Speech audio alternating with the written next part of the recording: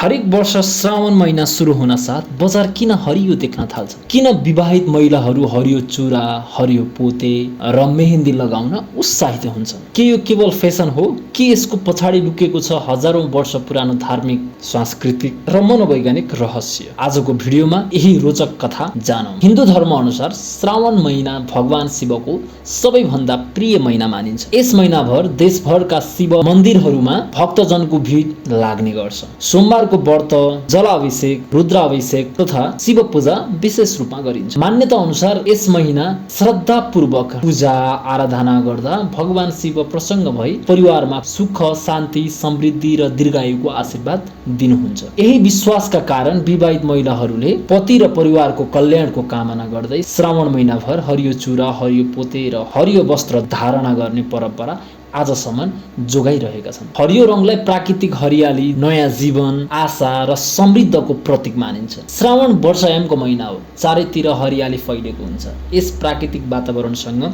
मेल खाने भएकोले हरियो रङलाई शुभ र पवित्र मानिएको हो। मेहेन्दी लगाउने परम्पराले सौन्दर्यसँगै शुभताको सन्देश दिन्छ। नेपाली समाजमा हरियो चुरा र पोते विवाहित महिलाको सौभाग्यको प्रतीकका रूपमा सम्मान गरिन्छ।